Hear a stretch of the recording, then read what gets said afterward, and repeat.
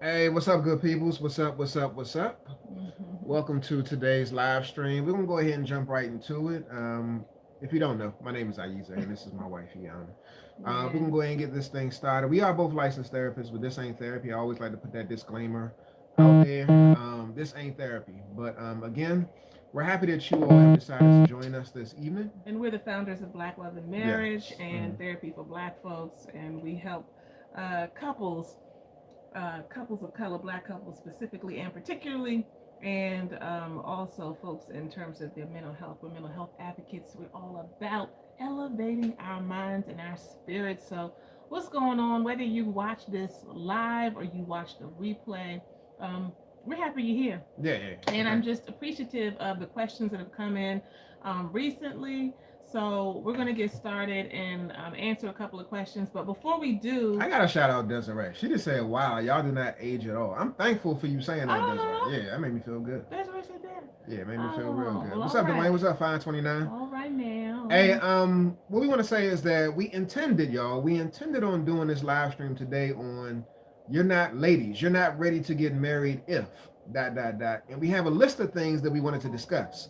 But for the sake of time, because we do have a 5 o'clock session with a couple, we're not going to do that topic today. We're going to do it tomorrow evening. So tonight, or in this moment right now, what we're going to be doing is answering a few questions. So we'll Mhm. tackle that topic tomorrow. You're not ready to get married if.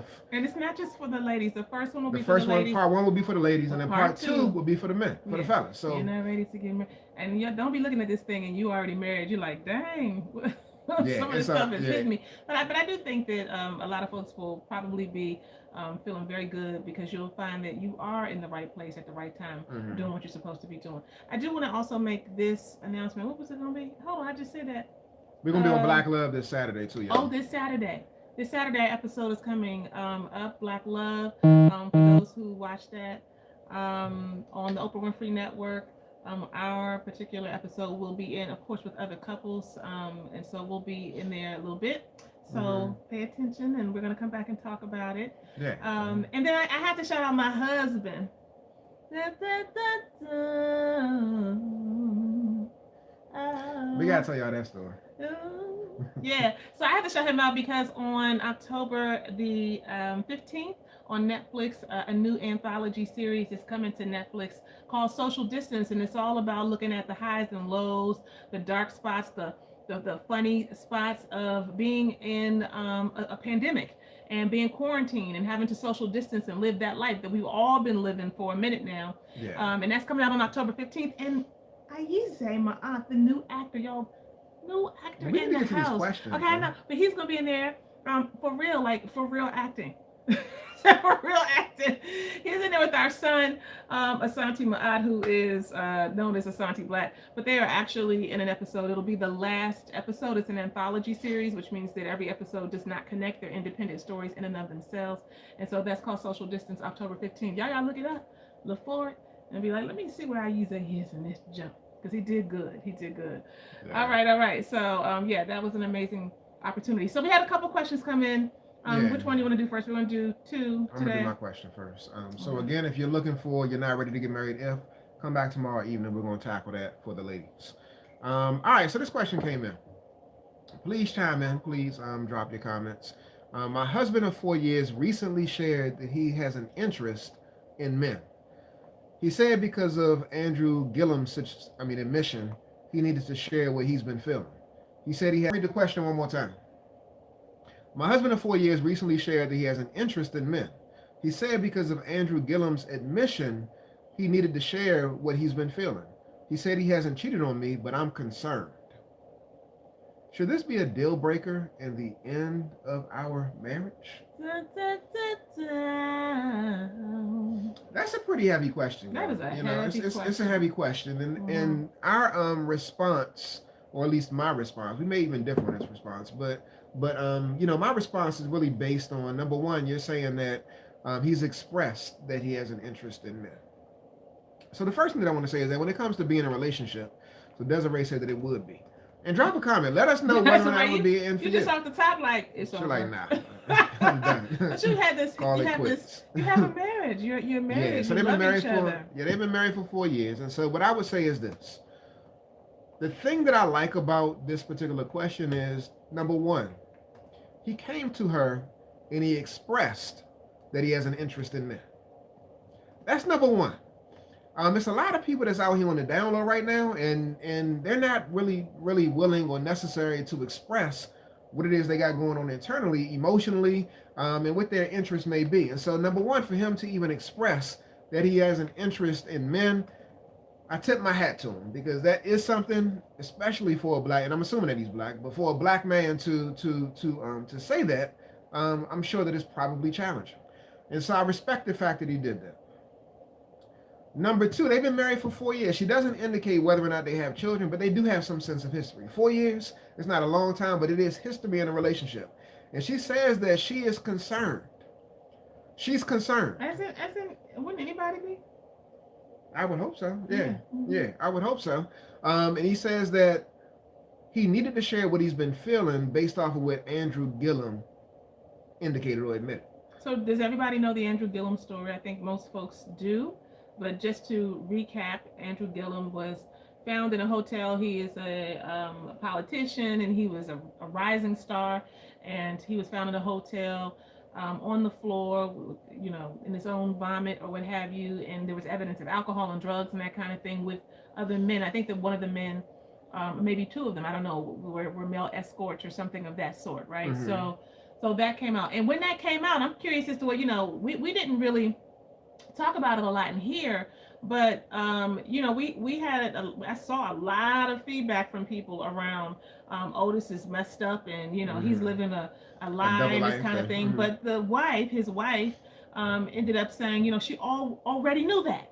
She already knew he was already knew he was on the floor, and you know, in the hotel, right? That was a you know, an infidelity or whatever was happening, right? But she already knew that he was bisexual, that he had already communicated that with her, that he shared that with her, and that she was aware of that. And she went into the relationship and she went into marriage knowing that. Mm-hmm. And so she said she feels some type of way about some of the judgment that was coming upon their marriage, and the validity, I guess, so to speak, of their bond and their relationship, because people said, oh, he's living a lie. And, you know, what she said and what he is saying is, I'm not living a lie. There's truth here, but what I did is step out of the marriage, and being bisexual, right, doesn't make you a cheater. Just like being homosexual or being heterosexual does not make you a cheater. You know, if you have a commitment to somebody, no matter what your sexual identity is, no matter what your sexual orientation is, right? Like, if you commit to that, then you commit to that. So I think that piece. I mean, do y'all understand? Do y'all get that aspect? Like, some people just automatically equate homosexuality or bisexuality with infidelity.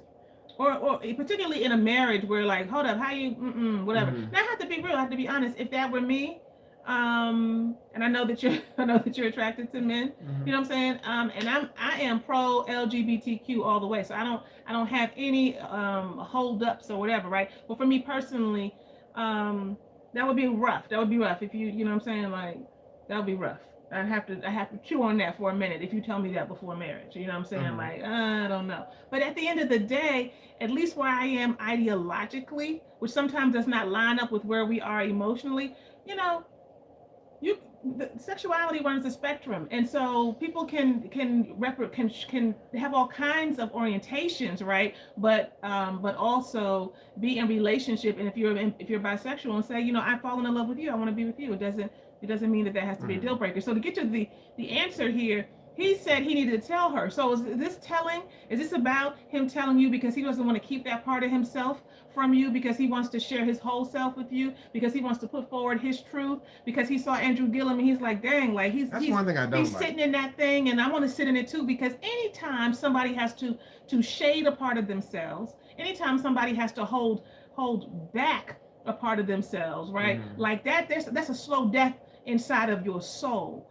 I'm just saying, like, I don't care what it is, it really is. And so I don't know if it was really about that piece, or if there was, like, you know, and I'm having some feelings and I'm struggling with it. I didn't see that. I see her just saying he's sharing, you know, that he has an interest in men.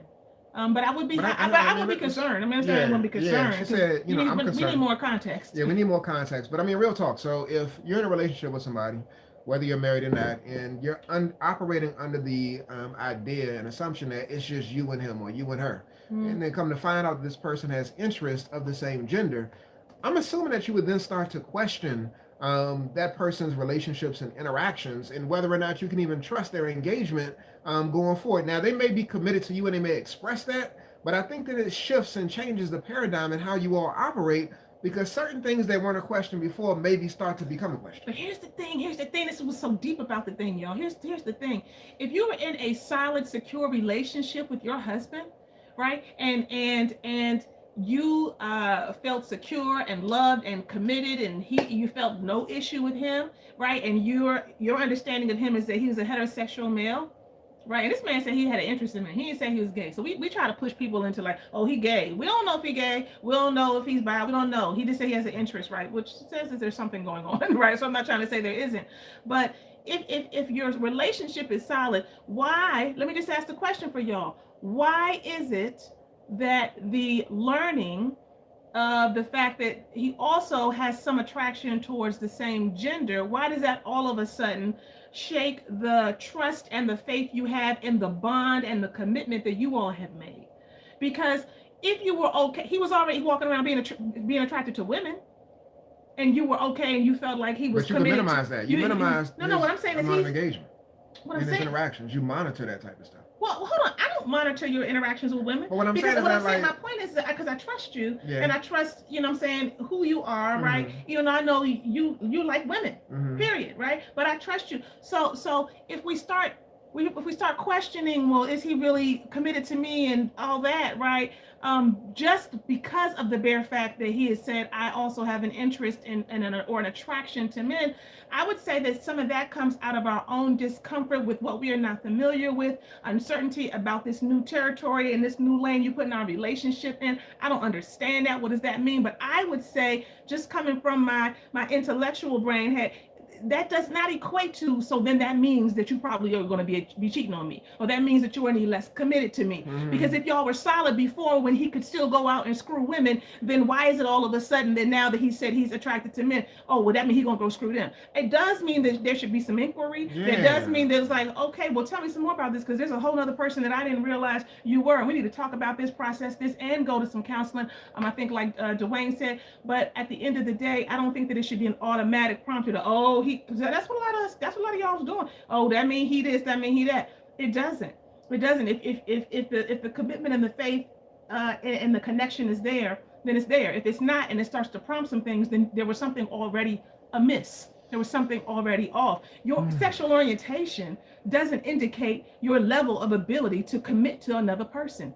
Period. I mean, that's true. Right? However, but it does rock a damn marriage. If you discover something along the way. It definitely will. It does. It would also lead to additional questions that I might have to get some additional clarity on. And so, again, Dwayne is saying that it's just feelings. I agree wholeheartedly, but I do think that if and this is my assumption, but if I was in the space that he's in, and I was attracted to men, and a lot of dudes spend a lot of time with other dudes. And a lot of times it's around either sports, a lot of times it might be around playing games, PlayStation, X, whatever it might be. But dudes do this. And so would you then start to question the level of frequency of the interactions and the quality time that I'm experiencing? I think Desiree said, it's another level of stress that you might experience just from the mere fact that this person is now a new person to me in some respect, because they've opened up another part of themselves, which I invite because I want it to be a free and liberating relationship. However, at the same time, that liberation brings about different responsibilities and different expectations and different ways that we both got to navigate this new terrain. Yeah, I agree with you. And I want to say this, that also the part that we haven't lifted up to the sister who, excuse me, wrote this in. There's a betrayal that has happened here as well on some level. It could be perceived that way, right? It just depends on the people and the relationship. But you didn't tell me this, right? I didn't know this. So many people say, prompted by Andrew Gillum's admission, right. And so you're now unfolding in a way that prompts you to want to be open with me, but that's a betrayal in terms of like, I didn't know that about you, right? And I didn't know that, and so that makes me feel uncertain and unsure because you're not bringing the whole truth to me. So that untruth, even in and of itself, can be challenging for the relationship. So what's the bottom line? The bottom line, should it be a deal breaker? What I- y'all think? Should it be a deal breaker? Yeah, Should it be a deal Please drop your breaker comments, in the because end of the people really marriage, do or should want- they press on? they do want your feedback. They've been married for 4 years. 4 years. He just recently revealed that based off of the Andrew Gillum situation, he has some feelings for men. Not based off of Not it. based off that of it, prompted him to want That to prompted share. him to share. And so after 4 years of marriage, he's sharing this information. She said that she's concerned. He said that he hasn't cheated on her. And, she wants to know, should this be a deal breaker in the end of our marriage? So my bottom line is, no, it's not a deal breaker automatically. What it is it's a red flag and an alarm. Mhm. And whether or not that alarm is a false alarm, you know how you work and the alarm go off, or your school alarm go off, you're like, oh, it's a false alarm. Mhm. Right? Like, it's not for real. Like, you had to stand up and go out and, you had to inspect and see what was happening, right? Mhm. And then you realize it's not a real alarm because you did some investigating, you did some processing, you got into some counseling, right? You made room for each other, and you were honest about your feelings and that kind of thing. Mhm. Then you might discover it's a false alarm. But you might also find out that, dang, this John looked like this is something been going on or whatever. Mhm. You don't know. But don't just stop and sit and don't act like it's not an alarm. It is a Mhm. red flag, and it is an alarm. That means you need to be prompted to do some more exploration and inquiry, right? But it doesn't mean to me that it's a deal breaker. It Yeah, just I agree. doesn't. I agree wholeheartedly. And I think Intense that, counseling, yes, Tara counseling is said. something that is definitely Tara White had to say intense. intense. Yeah. But I'm curious to know whether or not, if the shoe was on the other foot, if this would be the same dynamic that's present. Like, if the wife was saying that I'm interested in women, would the man feel the same way? Would it be a serious concern? They'd be happy. I'm just I mean- saying. Just some of y'all know what I'm talking I about. mean, yeah.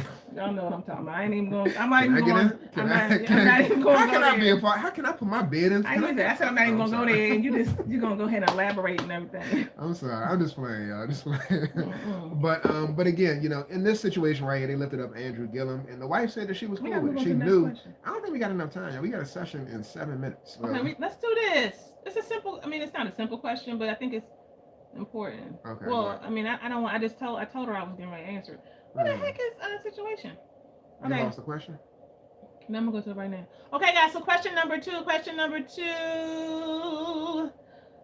All right, here it is. And please do drop your thoughts, because other wives, specifically for this question, and women in long-term committed relationships, do men really expect a treat and a good boy? Wow, that's a bit much. And a good boy, when they do work around the house. Do you reward your husband for helping?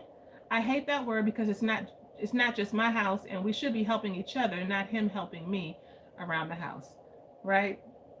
Totally different kind of topic here. But basically, she's saying, do men really expect a treat and a good boy? Let me just say this real quick. I think that we've seen this in lots of different couple dynamics. Every relationship is different, because you all set up certain precedents in your marriage based on how you start rolling. So some of y'all wives start out doing everything. You know what I'm saying? You making dinner, you doing bath time, you doing bedtime with the kids, you doing the homework, you getting the clothes, you taking out the trash. Like, he ain't really doing a whole lot of nothing around the house. And it feels just like home, when he was little and his mama just did everything. He had no chores, right? Mhm. Some of y'all are having some of those kinds of experiences. And so then you start to grow and mature, be like, look, I'm getting tired, this is ridiculous. And then you want to switch things up, or you feel like, oh, I asked him to do something and he wants a treat or whatever, and it's a problem. And so all I want to say to you is that there are a lot of households that are not like that. There are a lot of men who participate and actually lead when it comes to cooking, when it comes to cleaning, Mhm. when it comes to doing things around the house. My husband, for real, is a partner, and I would say he be leading in a rack of ways where I'd be like, I ain't even tripping off that right there. Mhm. You know what I'm saying? There's certain things that I take care of, certain things he takes care of, but I want to really highlight that every relationship is different. And so when you look at what you have and you start to get irritated by, like, what's up with this? And does he need a treat and all that kind of stuff? You got to pay attention to the precedent that you set. Mhm. And you can change the precedent, because all people change and evolve over time. So your marriage should change and evolve, but it is going to take some intentional time to sit down and have those conversations. And they're not going to always be met with open arms, because people like it when you do things to help take care of everything and make it easy for them, and they ain't got to really do a whole lot. Even our husbands. Isn't that right? Yeah. So I do think it's helpful, though, to give some Let me just say applause. this. It's helpful to give some applause, right? Appreciation and an applause is definitely necessary. What I would say is this, just to really simplify this thing. If you help him experience a release, he will help you to experience relief. In the world. If you help him to experience a release, he will help you to experience relief. If you help her experience relief, she will help you experience a release. It's as simple as that. Sometimes people overcomplicate the equation. What's a relief and what's a release? What's a relief and what's a release? You're saying that you're overwhelmed in terms of doing all of this housework, all of these responsibilities around the home. So fellas, if you step up and help to alleviate some of the strain, if you help her to experience some relief, then she'll be willing and more accommodating and ready and open to give you that release. It's as simple as that. Yes, sex, that booty, whatever you want to. Yeah, she'll be ready and willing to give it to you. And also, let me just flip it. If you give him, a lot of times, like the whole bait and switch, and people don't like to negotiate, but in relationships, sometimes some of this stuff is necessary. If you give him the release, after you take a 5 or 10 minute nap, he'll get up and probably give you the relief. No going to sleep. Okay. I'm just saying. If you got a relief. I'm just saying. What? A you release? Give me the relief. How many times? This is transparency, y'all. In all transparency, there's been a number of times when my wife has come to me, and after we've done what we had to do, she's taking care of me, and I'm way more inclined to take care of her. Now I do it regardless, but when she take care of me, I'm motivated. Motivate your man. After you take your nap. After I take my nap. All right, y'all. We hope that this was of help to you. We will see you tomorrow. Be back in the group tomorrow. Time? Yeah, about 5:36. But yeah, so tomorrow we're talking about. That's 8:39 Eastern Standard Time. Yeah. You're not ready to get married if. This is for the ladies tomorrow night. This is part 1 for the ladies. You're not ready to get married if. Yes, PL time. Whatever. Bye, guys. See y'all. Love you. Bye, Desiree. See y'all.